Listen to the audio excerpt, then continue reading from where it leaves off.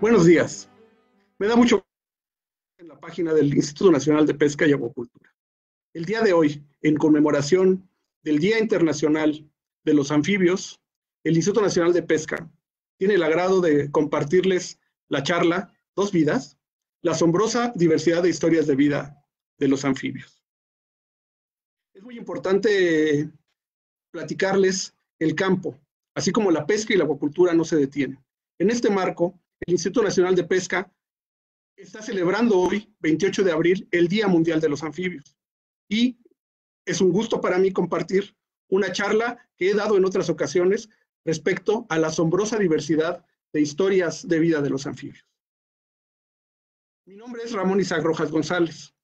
Estudié la carrera de biología y durante mi formación temprana me dediqué al estudio de los anfibios y los reptiles, lo que se conoce técnicamente como herpetología. En el desarrollo de mis estudios en herpetología, me especialicé en un campo que se llama la demografía, que quiere decir el estudio de las poblaciones. Entonces, estudiando las poblaciones, me llevó al manejo de los recursos naturales. Y es la razón porque desde hace 15 años colaboro en el Instituto Nacional de Pesca y Acuacultura, apoyando y generando instrumentos técnicos y científicos que ayuden al manejo pesquero. Pero eso de ningún modo ha quitado mi interés y mi inquietud por conocer a los anfibios, a los reptiles y en general a toda la diversidad que hay en México. Entonces, yo estoy muy interesado en conocer aspectos fundamentales de la biología de estos animales. Y esa es la razón por la que hoy les quiero compartir esta charla respecto a la asombrosa diversidad de historias de vida de los anfibios. Vamos a comenzar. La charla es muy general. Primero les quiero hablar sobre las historias de vida. ¿Qué son las historias de vida? ¿Qué es la investigación sobre historias de vida? Pues obviamente el tema más interesante pues, son los anfibios. Vamos a hablar de aspectos como su dimorfismo sexual, el amplexus, es decir, cómo es que hacen la transferencia de espermas, los modos de reproducción, la fecundación, algunos nidos, reproducción sexual, desarrollo de crías, metamorfosis. Después quiero comentarles algo acerca de biología integrativa, que tiene que ver en cómo los que estudiamos la biología integramos toda esta información, ahora con un enfoque integral que permite ver las cuestiones ambientales, las cuestiones ecológicas, las cuestiones fisiológicas, etcétera, cómo esto puede servir para el manejo y la conservación, y esas serán las consideraciones finales. Primero quiero comentarles acerca de la diversidad. La biodiversidad se puede resumir como la variedad de la vida. ¿Qué quiere decir esto? Pues los seres vivos que viven en un espacio determinado, eso es fundamental. Cuántos animales, cuántas plantas, cuántas bacterias, cuántos hongos habitan en un lugar, eso es un nivel de biodiversidad. Pero también la diversidad de su variabilidad genética, porque sabemos que una población puede comportarse o tener una variabilidad genética en un lugar y otra variabilidad genética en otro lugar, pero también la suma de toda esta variación, ya sea en ecosistemas, como paisajes e incluso como regiones, también representa una parte importante de la biodiversidad. Y también es importante mencionar que la biodiversidad incluye los procesos ecológicos y evolutivos que se dan a nivel de genes, muy básico, a nivel de especies, a nivel de ecosistemas y a nivel de paisaje. Entonces, con esta diapositiva lo que les quiero comentar es que la biodiversidad es algo muy grande. No solamente implica el número de especies que hay en un solo lugar, sino también sus interacciones y los procesos ecológicos y evolutivos a los que están sometidos o que están respondiendo, ¿no? México es un país megadiverso, es un país que tiene una gran diversidad y en lo que respecta a anfibios y reptiles se le considera el quinto a nivel mundial. Somos un patrimonio, estamos responsables de un patrimonio muy importante para el mundo en cuanto a reptiles, a anfibios se refiere, también a reptiles. Ahora les quiero hablar sobre las historias de vida. ¿Qué es una historia de vida?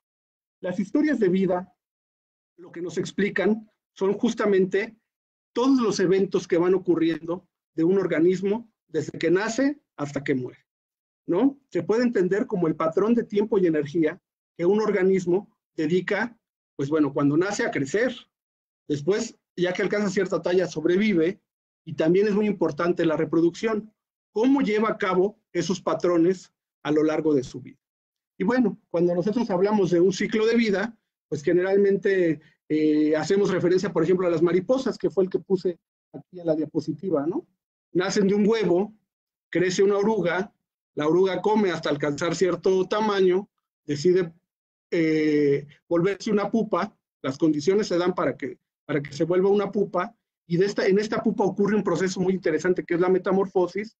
Al momento de sufrir esta metamorfosis, ya no sale una oruga del capullo, de la pupa, lo que sale es una mariposa.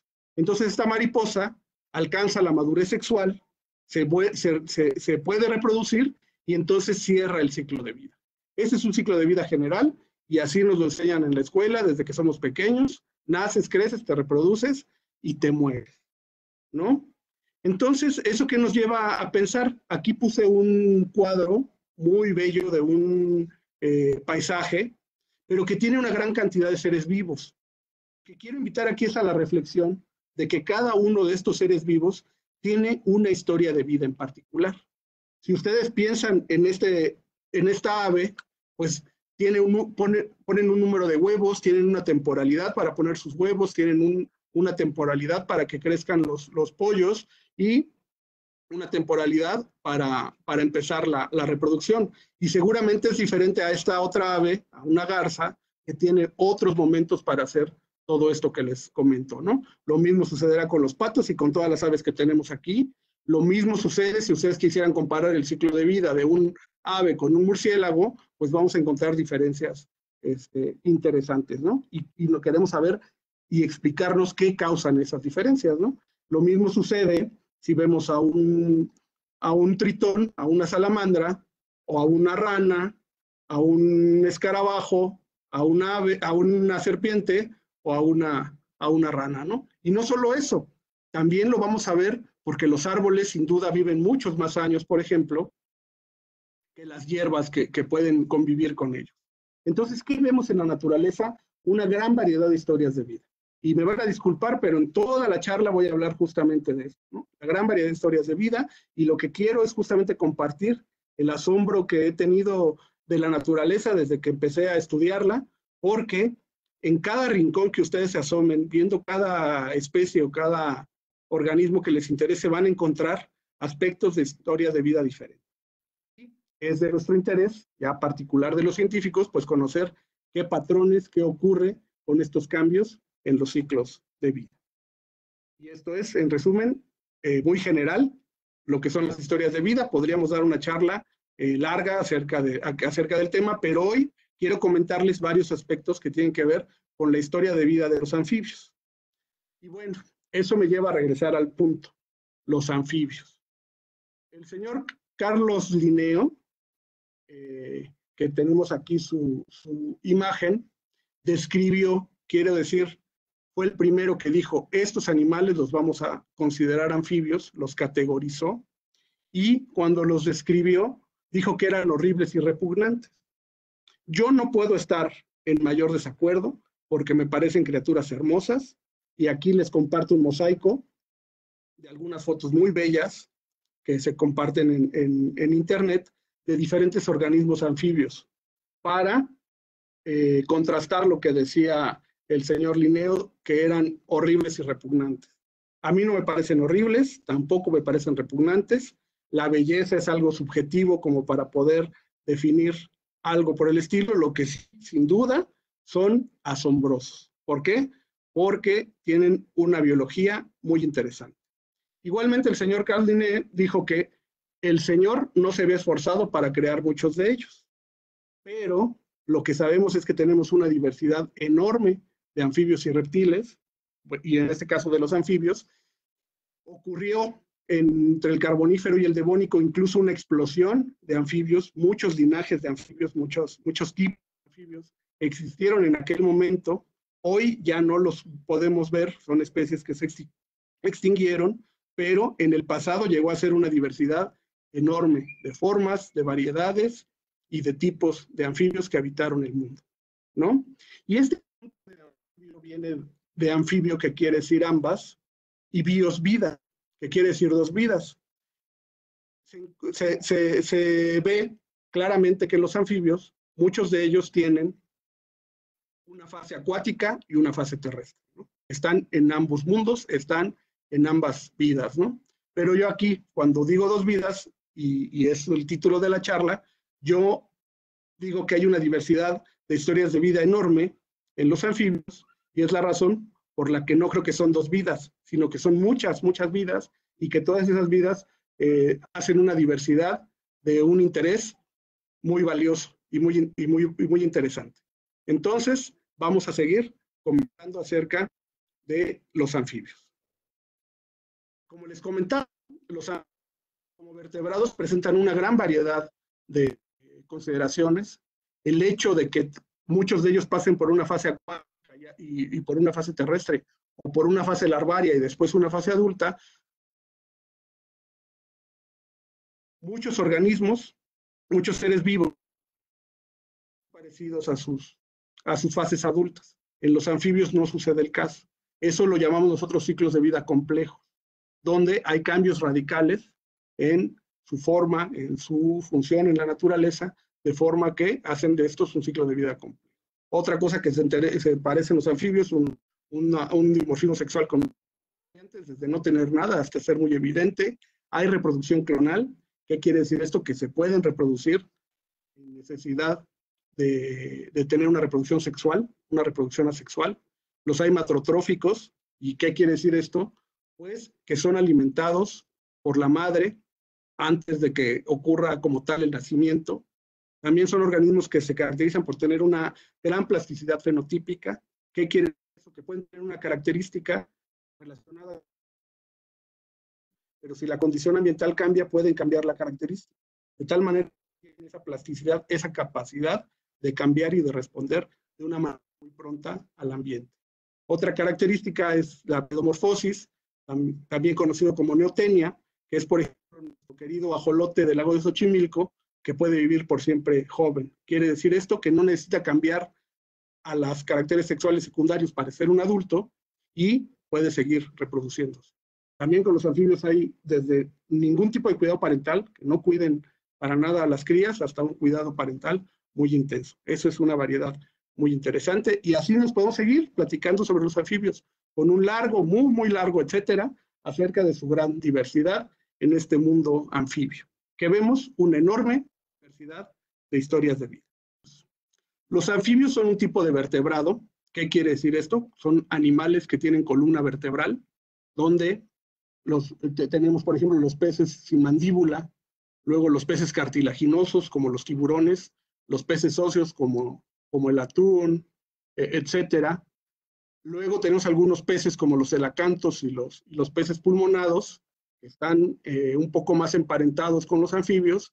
Tenemos al grupo de los anfibios, que ya son vertebrados que conquistaron la Tierra, así se dice que conquistaron la Tierra porque lograron salir del ambiente acuático, desarrollar pulmones y toda una serie de características que les permiten vivir en la Tierra. Podríamos tener una charla completa sobre las adaptaciones de los anfibios a la vida en la Tierra, pero no es el caso el día de hoy.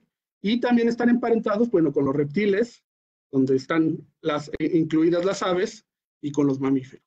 Reptiles, aves y mamíferos forman un grupo que se le conoce como amniota, por las características de las membranas asociadas a sus huevos, las membranas accesorias.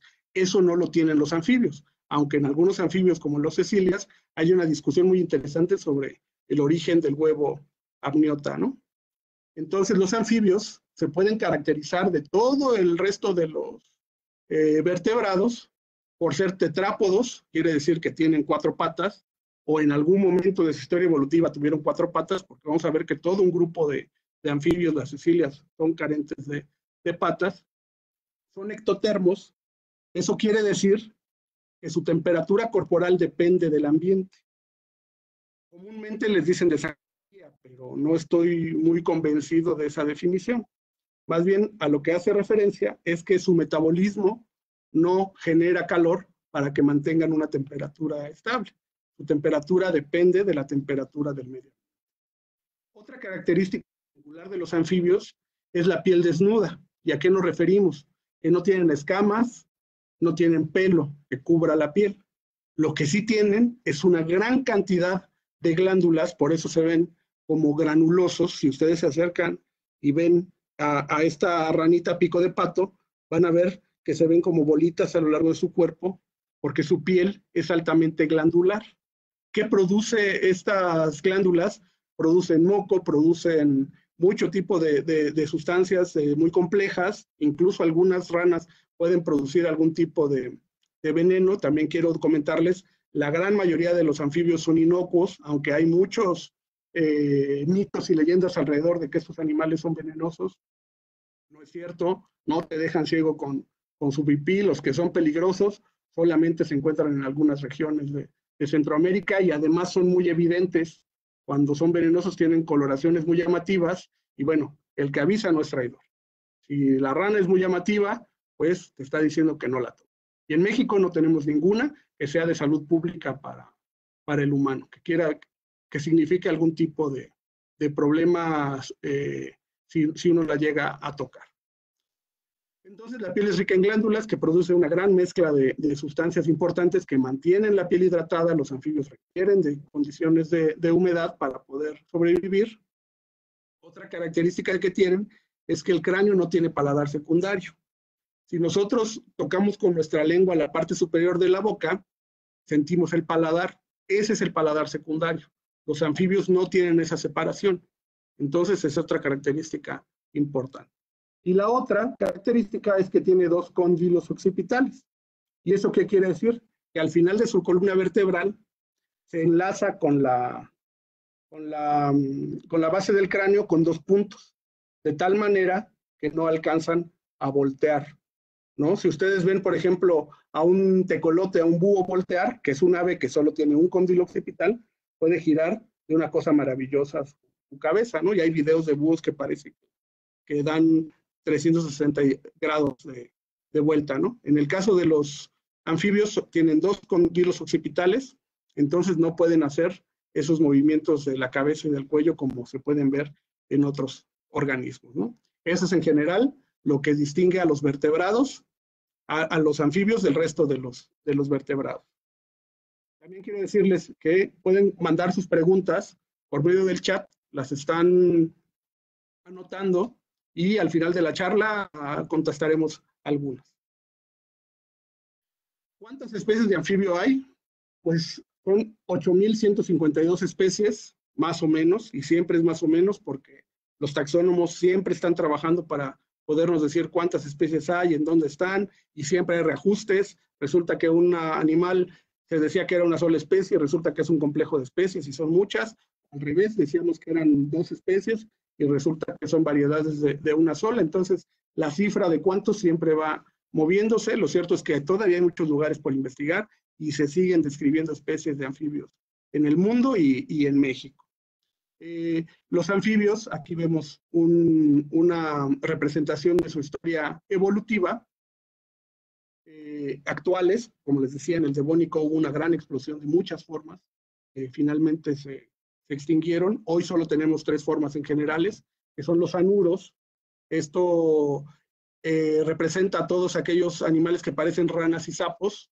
Aquí tenemos una especie tipo, digamos, ¿no? Donde tiene 4 patas, un cuerpo voluminoso, una boca muy grande, ojos muy grandes, etcétera, ¿no? Tenemos otro grupo de anfibios, que son aquellos que se conocen como salamandras, tritones, ajolotes, tlaconetes.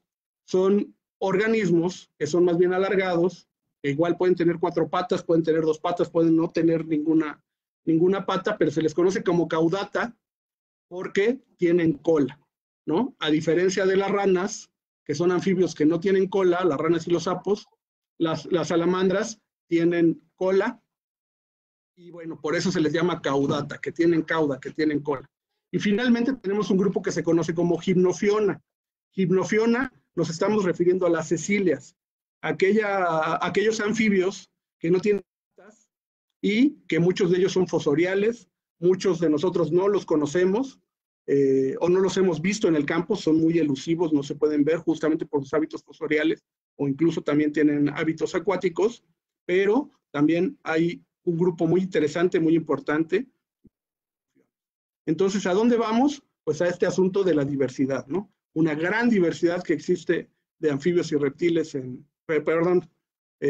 anfibios, también de reptiles, pero bueno, en este caso la charla es sobre los anfibios, una gran diversidad de anfibios que ocurre en el mundo, básicamente en las zonas templadas, tropicales, y no se han encontrado anfibios en las zonas polares, aunque recientemente se han encontrado fósiles de anfibios en el Polo Sur. Es una cosa muy interesante que se hayan encontrado estos fósiles, quiere decir que ahí estaban, obviamente con un clima diferente, pero bueno, es la gran diversidad que tenemos de formas y especies de anfibios en el mundo, ¿no? Ahora, pues regresamos al tema de los ciclos de vida, ¿no? ¿Qué nos interesa saber? Pues son muchas las preguntas que hay cuando analizamos un ciclo de vida. Aquí les estoy poniendo un ciclo de vida general, digamos, sintético de un anfibio, que bueno, nace de un huevo y uno se pregunta qué tan rápido puede crecer, qué tan rápido se va a desarrollar, ¿no? ¿Por qué va a ocurrir esta velocidad y este desarrollo? ¿Cuándo se va a metamorfosear? Puede ser que tarde mucho tiempo como larva o que tarde poco tiempo como larva. Una vez que cambia a su forma adulta, pues qué rápido va a crecer, va a quedarse pequeño, va a crecer. Otro, ¿qué tanto va a crecer? A lo mejor crece poco y alcanza la madurez reproductiva, a lo mejor crece mucho y alcanza la madurez reproductiva. ¿Y qué tanto se tarda? Se puede tardar mucho tiempo, se puede tardar poco tiempo, ¿no? ¿Cuándo va a empezar a reproducirse? No sé, al año siguiente, a los pocos meses, etcétera, ¿no? Otra decisión, ¿cuándo empieza a reproducirse? Y cuántas crías y de qué tamaño. ¿Por qué? Porque puede ser que tenga puestas de muy pocos huevos, con huevos grandes, o con muchos huevos y más bien huevos pequeños. Y eso va a tener una influencia sobre cuándo nacen, qué tan rápido crecen, de qué tamaño nacen y cuánto les hace falta o les va a hacer falta crecer. Otra pregunta, ¿con qué frecuencia se reproducen? Es otra pregunta, ¿no? Como puede ser que solo que se reproduzcan una sola vez en la vida, como se estén reproduciendo cada temporada o muchas veces en una temporada, ¿no? Y otra cosa, ¿pueden cuidar a las crías o pueden no cuidar a las crías? Y finalmente, pues también otra pregunta, ¿qué tan longevos van a ser? Pueden vivir muy poco como pueden vivir mucho, ¿no? Tenemos, por ejemplo, las salamandras gigantes de China, que sabemos que pueden vivir muchísimos, muchísimos años, ¿no? Entonces, todas estas preguntas interesantes, todas, nos llevan a diferentes niveles de aproximación, ¿no? ¿Qué nos vamos a preguntar? ¿Qué ocurre? ¿No? ¿Cómo podemos describir cuándo crecen, cuándo se reproducen, cuándo se metamorfosean, etcétera? Eso es lo que nosotros conocemos como ecología descriptiva, ¿no? Es fundamental conocer estos temas en los organismos, cómo se están desarrollando, describir esto es algo fundamental. Pero tenemos otro nivel de preguntas. ¿Por qué ocurre? ¿Por qué una especie decide cuidar a la descendencia, otra especie no cuida a la descendencia? Y decir que decide es un asunto de lenguaje, para poderlo entender, porque eso sería determinístico, como si la naturaleza tuviera un objetivo. La naturaleza no tiene un objetivo, pero a veces para facilitar el lenguaje decimos cuándo lo decide, pero realmente no es una decisión consciente, sino es un proceso que ocurre en la naturaleza. Entonces nos preguntamos, ¿por qué ocurre? Es equivalente a cómo ocurre, y esto tiene que ver con la ecología funcional.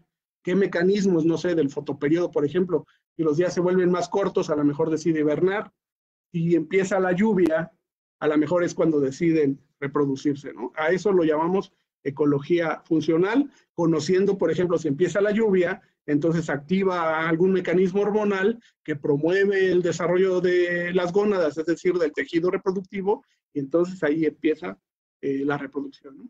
Pero también tenemos otro nivel de análisis. Nos preguntamos, ¿por qué ocurre? Que es equivalente a para qué ocurre, ¿no? Y esto tiene que ver con la ecología evolutiva. ¿Por qué? Porque pensamos que hay patrones que son explicados por variables. Entonces, queremos saber cómo es que la evolución ha llegado a un ciclo de vida donde un organismo cuida a su progenie y otro organismo simplemente pone los huevos y los abandona, ¿no? Y desde ese punto de vista, los anfibios son animales muy interesantes de estudiar. ¿Por qué? Porque en el mismo grupo de organismos podemos tener todo ese gradiente de variables. Desde aquellos organismos que solo ponen los huevos y nunca vuelven a ver a las crías, hasta incluso aquellos que los depositan en lugares particulares, los transportan o incluso les dan algún tipo de alimento por medio de huevos no fertilizados. Entonces, esto es muy interesante, particularmente en el estudio de los anfibios, la ecología evolutiva. Y después, todas estas preguntas nos llevan a lo que les comentaba hace un rato como biología integrativa. ¿Y qué quiere decir esto? ¿Cómo vamos a integrar todo este conocimiento para poder dar explicaciones de cómo ocurren los procesos en la naturaleza, ¿no? Y también esa información es valiosa y fundamental para lo que se conoce como la nueva conservación. ¿Y de qué estamos hablando cuando hablamos de nueva conservación? Pues de manejo y conservación. No estamos hablando de una dicotomía con dos extremos, donde en uno está la conservación, en otro es el manejo. Ese es un paradigma que no convence para poder, que no ha sido útil para poder hacer esquemas de conservación y de manejo eficientes. Tenemos que verlo como una unidad. Entonces, toda esta información, sin duda, ayuda a dar soportes, elementos técnicos, científicos, para poder hacer la mejor conservación posible y el manejo también en su caso, ¿no? No falta un sapo para que baile con una rana. Y aquí, bueno, ya vamos a empezar a platicar un poquito las historias. Lo primero que les quiero comentar es acerca del dimorfismo sexual. ¿A qué nos referimos con el dimorfismo sexual? Pues cuando los machos y las hembras tienen características que nos hacen reconocer cuando un organismo es hembra y cuando un organismo es macho. Y les quiero mostrar aquí con el cursor una serie en la que no se ve ningún tipo de dimorfismo sexual. Los machos y las hembras son muy similares, no se ven características donde uno pueda distinguir a un macho de una hembra. Hay especies donde hay algunas diferencias de coloración, hay algunas especies en las que hay diferencias muy claras de tamaño. Vean, el macho aquí está montando a la hembra y es significativamente más pequeño que las hembras. Las hembras tienen tamaños más grandes. Muchas veces esto se explica por una cosa que se llama la variación de los gametos. Los machos producen espermatozoides, que son gametos muy pequeños, que tienen poca energía, que requieren de una demanda de energía muy poca. Las hembras producen gametos muy grandes, los óvulos, los huevos, entonces requieren de mayor tamaño, de mayor energía y también pues de mayor espacio para almacenarlos, ¿no? Entonces muchas veces por eso se explica el dimorfismo sexual por talla, porque las hembras producen espermatozoides, producen óvulos y los machos producen espermatozoides. Y esta foto, esta especie, es un ejemplo bonito de un macho pequeño y una hembra grande. Pero también tenemos caracteres sexuales secundarios.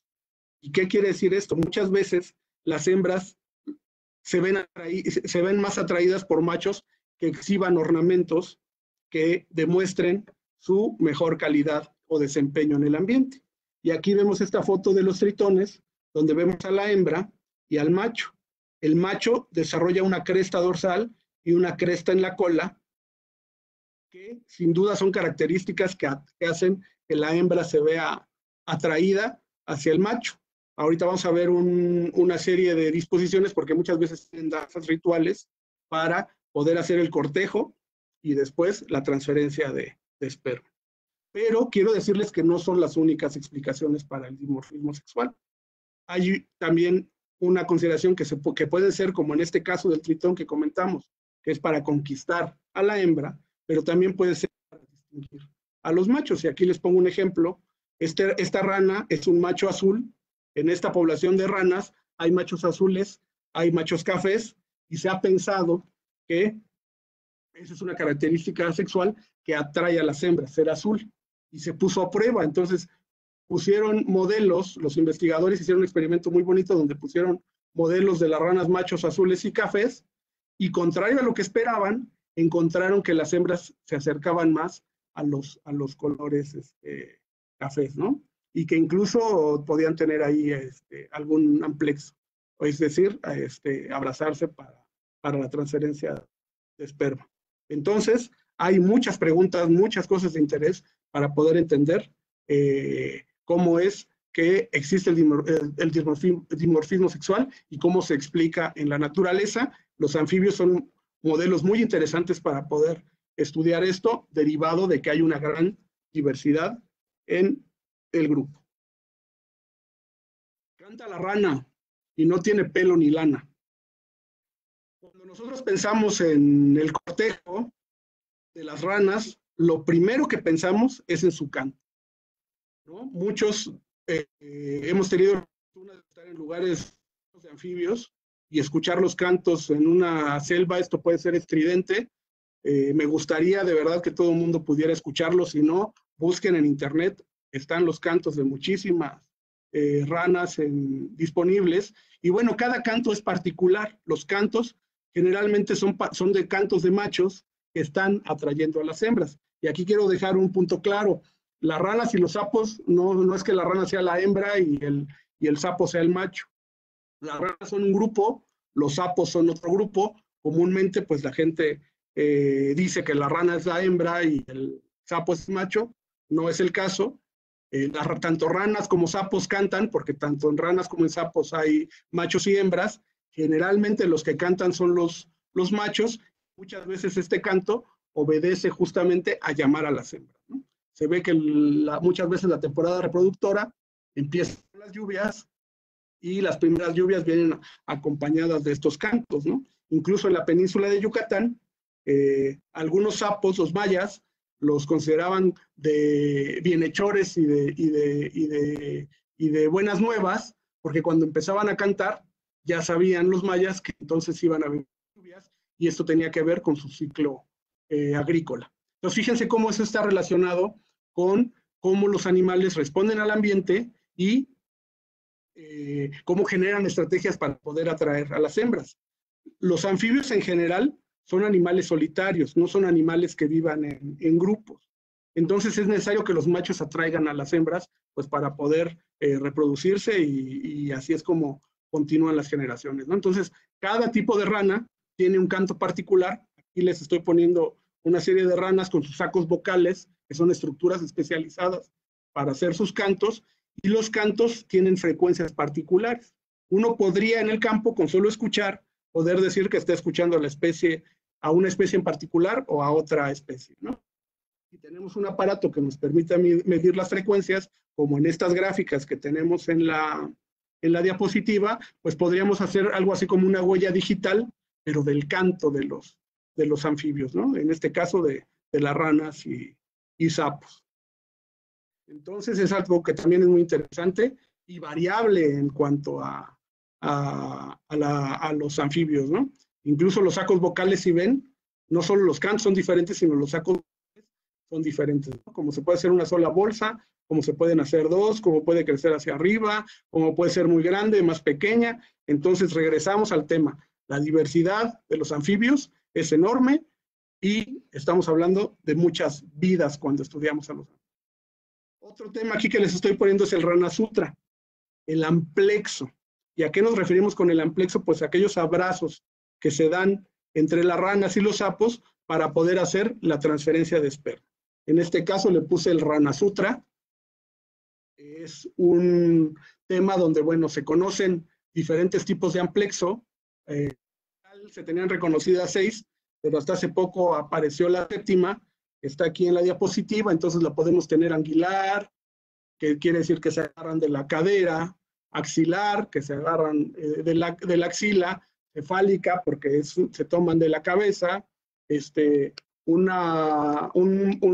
montaje, o la monta por la cabeza, independiente, donde, bueno, el macho y la hembra miran para diferentes lugares. Incluso hay unas especies que le dicen pegado porque parece que el macho, que obviamente el macho aquí es pequeño, es más pequeño que la hembra, se pega a la hembra, ¿no? Y para eso utilizan todo este sistema glandular que referimos hace un momento que tienen en la piel, ¿no? Y hace poco pues se encontró esta nueva forma que es el montaje dorsal.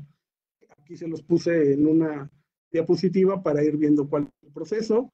el macho está cantando, se acerca una hembra, el macho se acerca a la hembra, hace el abrazo dorsal, el montaje dorsal, empieza a vertir el esperma, entonces la hembra empieza a poner los huevos y el macho fecunda los huevos, y los huevos, bueno, se quedan en las hojas, y a partir de ahí empieza el desarrollo de los renacuajos, ¿no? Se alcanza a ver aquí el huevo, y después cómo este embrión crece, y ya tenemos renacuajos colgando literalmente de las ramas, ¿no? Ese es el amplexo, y esa es una manera de fecundación externa. ¿Y a qué nos referimos con externa? Que no hay ningún tipo, la hembra, los huevos más bien son fecundados fuera del cuerpo de la hembra, pero esa no es la única forma de reproducción o de fecundación en los anfibios. Tenemos otro tipo de situaciones, por ejemplo, donde una hembra es acosada por muchos machos. Aquí se ve un amasijo de ranas, seguramente están intentando abrazar a una hembra para llevar el amplexo, pero también sucede con las salamandras, ¿no?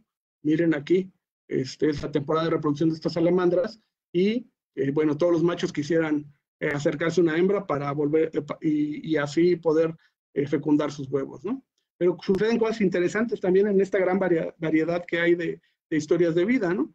Una hembra y un macho tienen un amplexo, la hembra deposita sus huevos y son fertilizados por el esperma del macho, y bueno, se separan al terminar el amplexo, ¿no? Y ya quedan los huevos fecundados. Pero puede haber un robo, ¿no? Ocurre la deposición de los huevos, se separan el macho y la hembra, pero otro macho, que le llaman el macho pirata, pues puede ir sobre esta masa de huevos y aprovechar que muy posiblemente no todos están fecundados. Entonces este macho pirata abraza a la masa de huevos, empieza a vertir, y seguramente está fecundando huevos de una hembra con la que no tuvo un amplexo, no tuvo este abrazo reproductor. Entonces vean qué interesante es esto que puede ocurrir con los anfibios. Y como les comentaba hace un momento, no todos los tipos de fecundación en los anfibios son fecundación externa, también hay fecundación interna. Las cecilias, que hablamos hace rato de los anfibénidos, anfibios que no tienen patas, tienen un órgano copulador con el que pueden hacer la transferencia de esperma del macho a la hembra. Pero también ocurre que pueden tener estructuras externas, no necesariamente una estructura corporal, sino formar una estructura externa que les ayuda a hacer la transferencia de esperma, ¿no? Y por ejemplo, aquí les puse un dibujo de la danza nupcial de una salamandra, ¿no? El macho, que en este caso está aquí en negro, olfatea a la hembra, por medio de sus feromonas se da cuenta de sus feromonas, sexuales, de comunicación sexual. El macho identifica que la hembra es fértil, está apta para poder poner huevos. Entonces el macho empieza una danza donde la va convenciendo de recibir su esperma.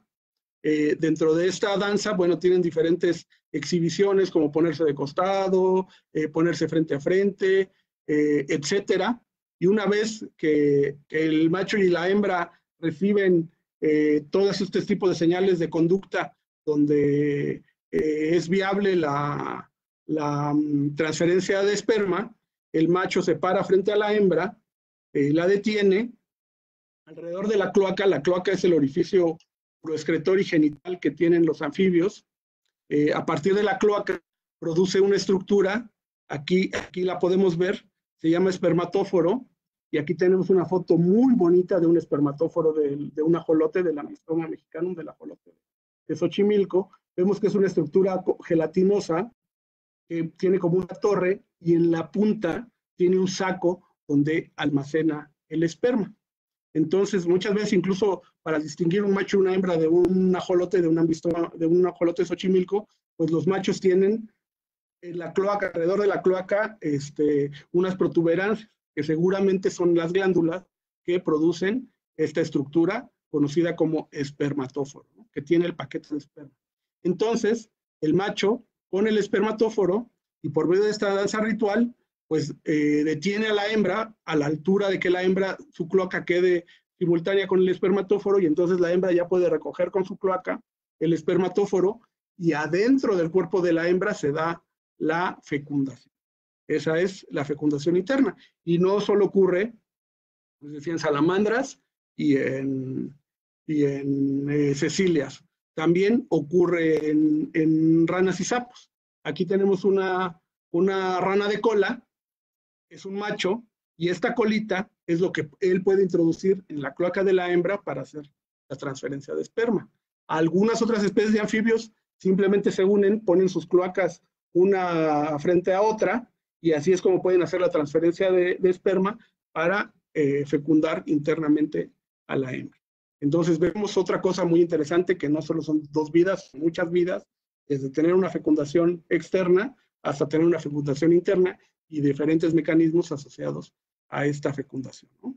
Una gran diversidad de anfibios y reptiles. Canta la rana y baila el sapo, ¿no? Y entonces, ¿qué vemos? Una gran variedad de tipos de puestas y de formas de puestas que tienen los anfibios, ¿no? Este, por ejemplo, es un nido de espuma, es un nido que muchas veces se pone en las hojas de los árboles arriba de cuerpos de agua, donde gracias a toda esta estructura glandular que comentamos que tienen en la piel, empiezan a producir sustancias mucilaginosas que al momento de agitarse hacen espuma, y dentro de esa espuma pueden poner los huevos, y la espuma, bueno, puede quedar pegada en los árboles, en las hojas de los árboles, y bueno, de ahí pueden colgar los huevos, o en su caso ahí incluso nacer los renacuajos, ¿no? Otra forma, pues cuentas de rosario en el agua, es otra forma de poner sus huevos. Otra forma también, pues son nidos voluminosos también en plantas acuáticas, ¿no? Puede haber también nidos o puestas que pongan en las hojas arriba del agua, donde, bueno, se ponen los huevos de una manera apelmazada dentro de hojas que se pegan gracias a este moco que está asociado a la piel de los anfibios, ¿no? Pero también hay anfibios que cargan a sus crías en la espalda, y cargan los huevos. Son nidos que no están fijos, son nidos que literalmente se están moviendo conforme se está moviendo el adulto. Incluso hay algunos que pueden desarrollar estructuras en su piel para cuidar los huevos, como es el caso de esta ranita. Otras, como esta pipa, esta es una rana sudamericana, donde directamente nacen ya ranas pequeñas completamente formadas, y digo literalmente nacen porque salen de los huevos, los machos y las hembras tienen una cópula donde están nadando, están girando. Cuando los huevos van cayendo, se van depositando en la espalda del macho. Después el macho genera tejido alrededor de los huevos, y ahí incuba los huevos hasta que no nace un renacuajo, nace una copia réplica fiel del papá en miniatura, y eso es lo que puede dar a luz, ¿no? De algún modo se puede decir que lo da a luz, ¿no? También hay ranas, pues, que mueven a sus renacuajos de un lugar a otro, o los están transportando. Esto ayuda a evitar depredadores, a encontrar lugares con mejor alimento, etcétera, ¿no? Y el caso extremo, pues hay ranas, incluso machos, que incuban a los huevos dentro de su estómago. Cuando se da la cópula, el macho introduce los huevos a su estómago. Su estómago y su metabolismo es de tal manera que deja de producir jugos gástricos. El animal, obviamente, durante el periodo de incubación, deja de alimentarse, y dentro de su estómago empiezan a crecer, a madurar esos huevos, hasta que literalmente vomita a sus crías. ¿Qué cosa más maravillosa tenemos de diversidad en cuanto a tipos de nidos y formas de cuidar a las crías de los anfibios? Y es un tema del que quiero seguir platicando, ¿no? Pero quiero aquí detenerme, porque solamente estamos hablando de un par de cosas, ¿no? El tipo donde deposita el huevo y el tipo de desarrollo de la larva, ¿no? Como ya vieron, hay larvas que nacen como larva y te pasan un momento de crecimiento, y después ya se transforman en su fase, y hay organismos que nacen como copias en miniaturas idénticas a sus padres, ¿no? Entonces, solamente pensando en huevos acuáticos, no acuáticos, y el tipo de deposición de los huevos, estamos hablando de un gran número de variedades de historias de vida en los animales, ¿no? Entonces, dos vidas, no son dos vidas, son muchísimas vidas, una gran diversidad de historias de vida, ¿no? Otra cosa muy interesante, en los anfibios podemos encontrar tanto reproducción clonal, ¿qué quiere decir esto? Reproducción sin sexo, hasta reproducción sexual típica como la conocemos, ¿no? La reproducción asexual ha sido más observada en reptiles, por ejemplo, serpientes y lagartijas, pero también ocurre en los anfibios, donde una hembra da a luz a otra hembra, ¿no? Pero también en los anfibios tenemos una serie de tipos de reproducción donde una hembra puede dar a luz a una cría, ya sea hembra o macho, sin necesidad de un aporte genético de un macho, ¿no? Y a eso se le conoce como ginogénesis, ¿no? Lo que ocurre aquí es que el huevo requiere, para empezar a desarrollarse, del estímulo del espermatozoide para poder empezar el desarrollo, ¿no? Entonces, en esas genéticas, lo que pasa es que las hembras ponen un huevo, reciben el esperma de un macho de otra especie, y aquí está interesante porque aquí el asunto es que muchas de esas especies son híbridas. ¿Qué quiere decir esto? Que es la mezcla de una especie con otra especie. Entonces, la especie híbrida necesita de la presencia del esperma del macho para activar el desarrollo de su esperma, pero nunca ocurre, perdón, para activar el desarrollo, no necesita del esperma, necesita del esperma para activar el desarrollo de su óvulo, y a partir de ahí crear un descendiente exactamente igual a su progenitor. Entonces, gracias a que hay dos especies conviviendo, una especie puede donar el esperma, pero no hace transferencia de esperma, no hay carga genética. Genéticamente, las crías de esta hembra son idénticas a sus madres. Hay otra consideración que se le conoce como la hibridogénesis, que aquí es un asunto intermedio entre la reproducción asexual y la reproducción sexual, ¿no? ¿Por qué? Porque la especie A se puede mezclar con la especie B, incluso ahí lo que nace al final es una especie C, ¿no? Y esa especie C muchas veces se mantiene a lo largo del tiempo gracias a que las especies parentales, es decir, las especies que le dieron origen, están en continua simpatría. ¿Qué quiere decir eso?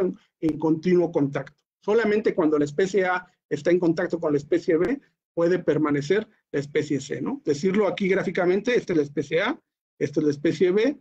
Cuando se hibridizan, producen la especie C, y la especie C sigue persistiendo gracias a la presencia de la especie B, porque es con la que se está reproduciendo, ¿no? Entonces, este tipo de reproducción siempre requiere de que esté un contacto híbrido entre las especies, por eso se le conoce como hibridogénesis, ¿no? Y bueno, el otro tipo de reproducción es la sexual, donde, bueno, una especie en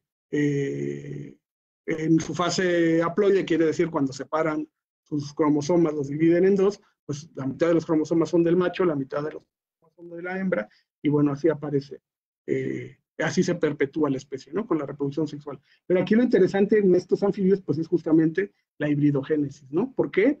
Porque muchas veces también se encuentra algo que han llamado el vigor híbrido. Como puede ocurrir que la especie que se mezcla sea muy mala y no tenga buenas características, puede ocurrir que la especie que se mezcla, esta especie híbrida, tenga buenas características de las dos especies de las que le dieron origen. Entonces ahí tiene un vigor híbrido que le puede dar superioridad o una mejor condición en un ambiente particular. Y también aquí a los biólogos evolutivos nos ponemos a pensar, cuando ocurre la hibridogénesis, tenemos la aparición de una especie inmediata, no es un proceso evolutivo lento de cambio continuo, sino es una aparición inmediata, un salto, ¿no? Lo que le llaman los monstruos esperanzados, la evolución por saltos, no necesariamente una evolución gradual. Son preguntas muy interesantes que los anfibios y su gran diversidad de historias de vida nos pueden ayudar a entender. Madre no hay más que una. Y pues sí, Les comentaba hace rato cómo puede haber desde huevos donde nace un renacuajo pequeño y tiene que pasar por el proceso de metamorfosis para llegar a parecer el adulto, como puede ocurrir, como ocurre con algunas ranitas invasoras que están aquí en el sureste de México, que las hembras ponen los huevos y el desarrollo larvario ocurre dentro del huevo, de tal manera que del huevo nace una ranita perfectamente formada. Lo mismo se ha visto con las cecilias, que pueden tener huevitos de los que nacen cecilias completamente formadas sin pasar por un proceso de cambio de larva a adulto, ¿no? Pero fíjense, también podemos, en estos casos, las hembras ponen los huevos y en su huevo va todos los nutrientes que la cría necesita para crecer, ya sea nacer como una larvita o nacer como un organismo con todas las características de un adulto. Pero también podemos tener viviparidad. ¿Y a qué nos estamos refiriendo? A que las crías nazcan vivas de sus madres. Y aquí ocurre, por ejemplo, con las cecilias, esta fotografía a mí me encanta, es una cecilia, un embrión, por decirlo de algún modo, de la cecilia, y vean esta estructura derivada de lo que serían las agallas, las branquias, parece literalmente una placenta, ¿no? Es la manera en la que esta cría dentro del oviducto de la mama puede recibir agua, oxígeno y nutrientes de parte de su madre para poder crecer. Entonces no pone un huevo, sino ese huevito desarrolla una estructura, y aquí hay otra fotografía donde incluso se puede ver como una pluma, donde esta cría dentro de la madre puede desarrollar una interfase donde la hembra puede cargar a su cría y alimentarla. Esto es equivalente, digamos, al cordón umbilical y la placenta. Es una cosa súper interesante que se ha encontrado en estos animales que se conocen como cecilias, los anfibios ápodos, los anfibios que no tienen patas, lo que incluso refuerza más pues, la necesidad de cuidarlos, de entenderlos y de estudiarlos. Y obviamente retomamos el punto, una gran diversidad de historias de vida.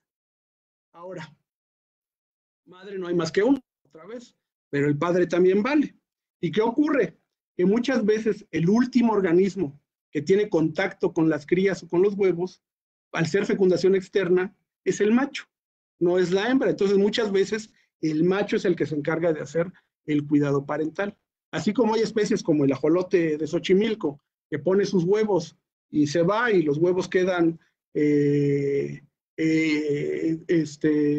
sin ningún tipo de cuidado de parte de sus padres, hay especies en todos los anfibios que pueden cuidar a los huevos, ¿no? Como aquí tenemos una cecilia cuidando a los huevitos, aquí tenemos una salamandra cuidando a los huevitos, una rana cuidando a los huevos, otra rana cuidando a sus huevos, pueden ser de múltiples puestas, pueden ser de pocas puestas, pero hay algún tipo de cuidado parental, incluso se ha visto en las cecilias que pueden cuidar a los juveniles o que están asociadas a los juveniles, son temas de estudio donde, bueno, temas de frontera que hay que estudiar, pero también otro tipo de cuidado parental no es solamente poner los huevos, muchos anfibios mueven los huevos de un lado a otro, pues para evitar los depredadores, para siempre estar cerca de ellos, etcétera, ¿no? Incluso se ha visto que muchas veces un anfibio puede estar cerca de las charcas donde están desarrollándose los ajolotes, y si la charca se está secando, el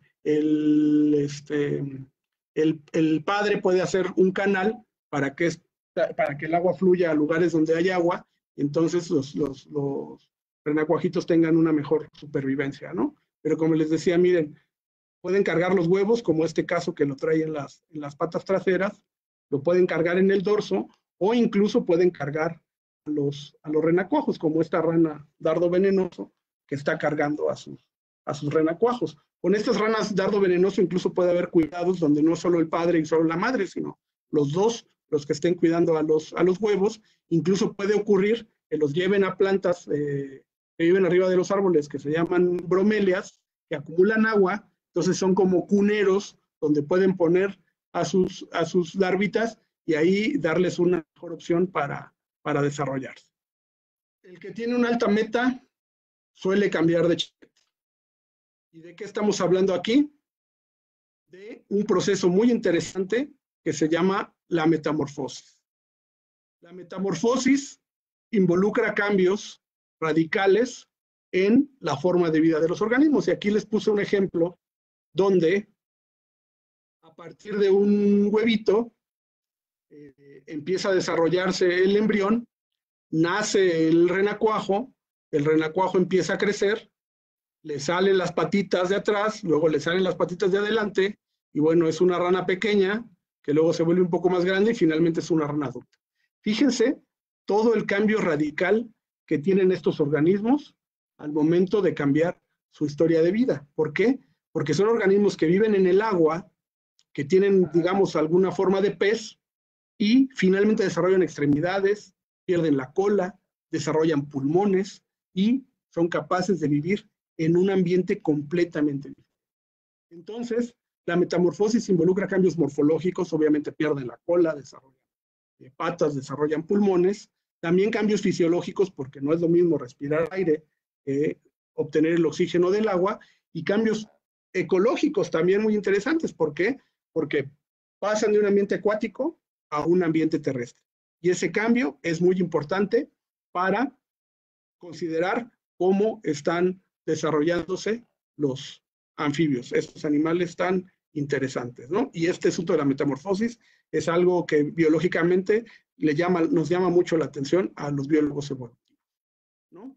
Aquí tenemos otro ejemplo, pues, del ciclo de vida ahora de una salamandra, ¿no? Donde a partir de un huevo crece una larva, la larva empieza a desarrollar sus agallas, empieza a desarrollar una membrana en la cola, empieza a desarrollar sus patitas, ya que tiene sus patitas, sus agallas y su cola, pues cambia a una fase adulta terrestre, donde pierde las agallas, pierde las aletas de la cola y empieza pues, una obtención de oxígeno por medio del ambiente terrestre, ¿no? Por medio del aire.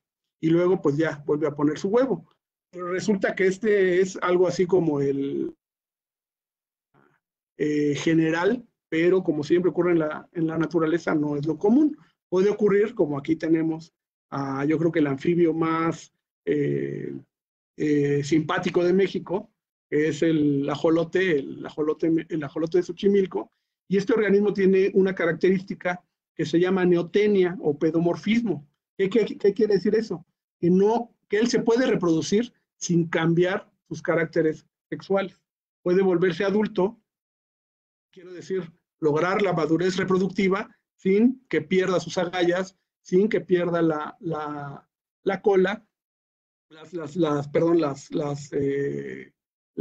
aletas de la cola, y así se puede reproducir. Entonces rompe este ciclo de terrestre y acuático y siempre se la pasa en el agua.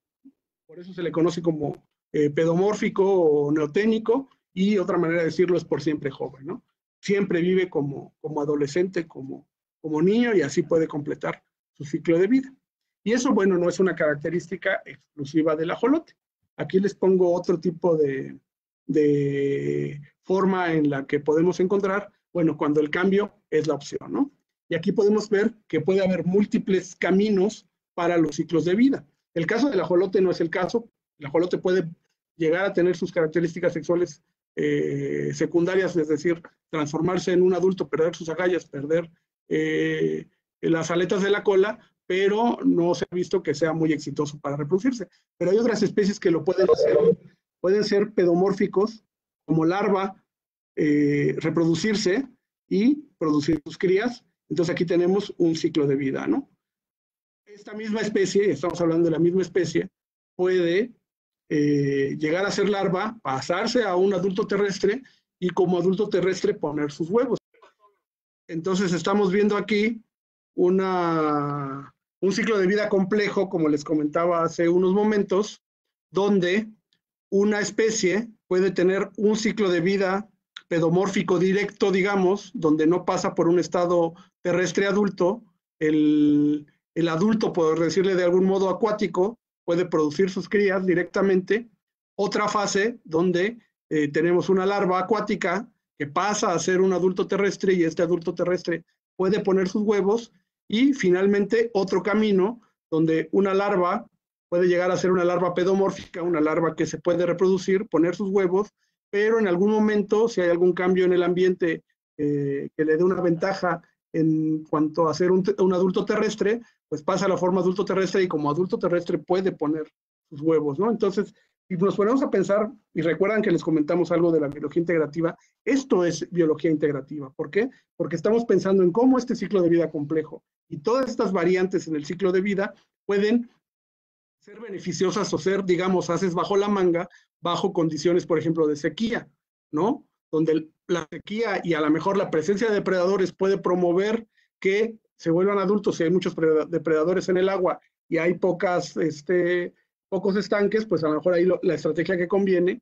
es volverse un adulto terrestre, y esto es a lo que llamamos estrategias de historia de vida. O a lo mejor, si hay mucha agua, si hay un periodo, no sé, de inundaciones, donde a lo mejor los depredadores se diluyen por el mismo hecho de que el agua se vuelve algo general y amplio, entonces el adulto pedomórfico, la larva pedomórfica, pues puede estar continuando, ¿no? Entonces, dependiendo de las condiciones ambientales, puede ser que convenga dirigir o llevar a cabo un ciclo de vida, ¿no? Entonces, dos vidas, ¿no? Estamos hablando de una gran variedad de vidas que podemos ver desde el punto de vista de la biología integrativa, y esto igual tiene que ver con el manejo y la conservación, ¿no? Podemos tener escenarios para cambios climáticos con especies que pueden tener esta gran variación y esta cantidad de respuestas, ¿no? Incluso para el manejo, si alguien quiere criar a esta especie en particular, puede ponerle condiciones y a lo mejor le conviene manejarlo como una especie pedomórfica para no requerir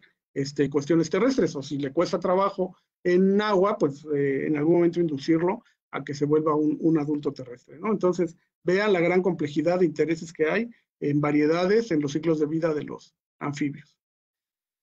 Y seguimos hablando de la biología integrativa. Las aguas de abril para mí, las de mayo para mi hermano, las de junio para ninguno.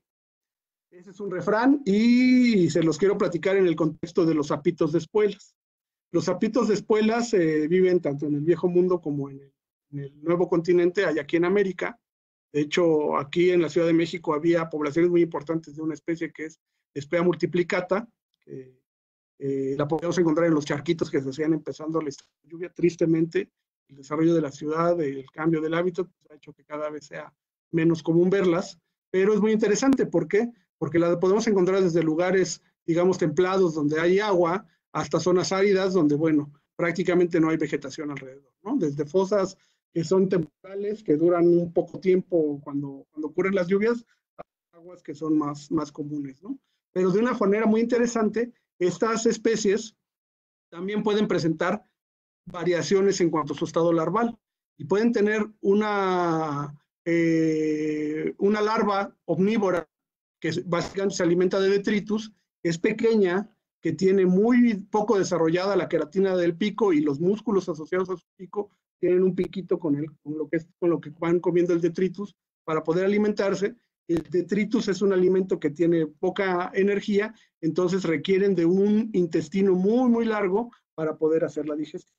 Pero dentro de esa misma especie, incluso dentro del mismo charco, podemos encontrar hermanitos o parientes, compañeros de la misma que desarrollan formas carnívoras. Y vean la diferencia de tamaño entre un omnívoro y un carnívoro. Estamos hablando de la misma especie.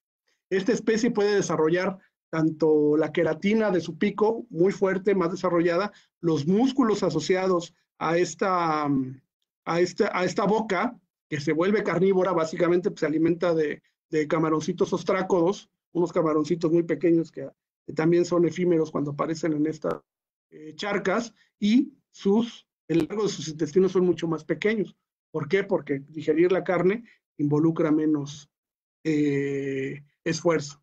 Entonces, estos animales que viven en estas charcas tienen una variedad de respuestas de plasticidad fenotípica, así se llama, a esta posibilidad de variar dependiendo de las condiciones del ambiente, incluso de las condiciones, no solo del ambiente, de que si hay mucha agua o poca agua.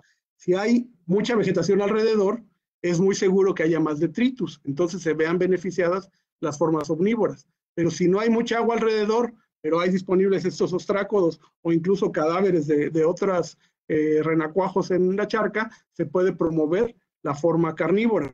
incluso no solo en una especie, pueden haber dos especies conviviendo y haber tanto formas omnívoras y carnívoras de las especies que se están presentando, de estos sapitos de espuelas que, bueno, se encuentran aquí en México y en Norteamérica.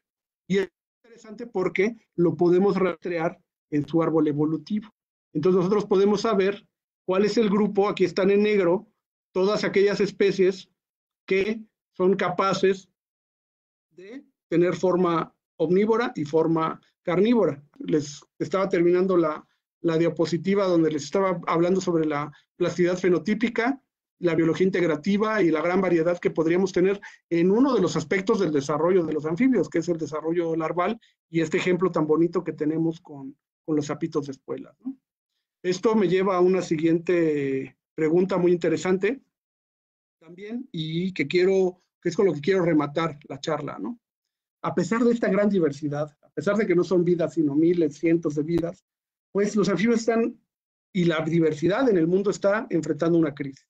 ¿Qué está ocurriendo? Si vemos, las aves están disminuyendo, los mamíferos están disminuyendo, los anfibios incluso están disminuyendo a una tasa más rápida, los corales también están disminuyendo, y aquí es impresionante la forma en la que están viéndose afectados los corales, que por cierto vamos a tener una charla de la doctora Claudia Padilla específicamente de los corales y lo que está haciendo el Instituto Nacional de Pesca y Acuicultura para su conservación en México. Pero el día de hoy estamos hablando de los anfibios, es el Día Mundial de los Anfibios, y vemos que tenemos una crisis, un problema muy grande para el manejo de los anfibios en el mundo. El 41% de esta gran diversidad, a pesar de esta gran diversidad, capacidad de respuesta que los animales se encuentran amenazados, se encuentran en algún grado de peligro. El cambio climático sin duda puede tener un efecto, incluso un efecto sinérgico con la pérdida del hábitat, con la contaminación, quiero decir un efecto sinérgico, un efecto sumado. También enfermedades, se habla mucho del Chytridium, es una especie de hongo que se dispersó por todo el mundo, fue una pandemia para los anfibios, como hoy que estamos trabajando en casa, quédate en casa, pues los anfibios tristemente no se pudieron quedar en casa, y han sufrido un detrimento muy importante derivado de enfermedades ocasionadas por hongos. Una pandemia tal cual dentro del grupo de los anfibios. Otro de los problemas, pues las especies invasoras, sabemos que muchas especies, y que aquí quiero hablar, por ejemplo, de los gatos, que bueno, todos tenemos, o mucha gente tiene gatos, no los cuidan, los dejan salir a la calle, y los gatos, bueno, matan muchos animales sin sentido, ¿no? Entonces aquí también una invitación al que tenga gatos, pues que los guarde en su casa, los cuide, los confine, no ayude a generar esta crisis o a sumarse a esta crisis por medio de la presencia de especies invasoras.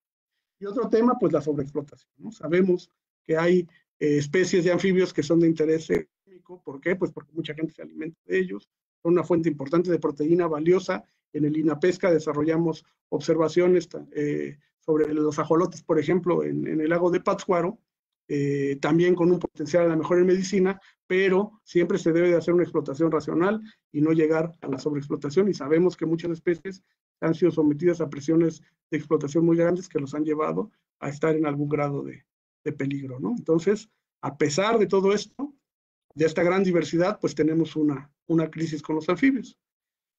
Y aquí viene la pregunta, ¿qué vamos a hacer? ¿Nos vamos a quedar parados viendo cómo esta gran diversidad que todavía no terminamos de estudiar desaparece? Yo creo que no.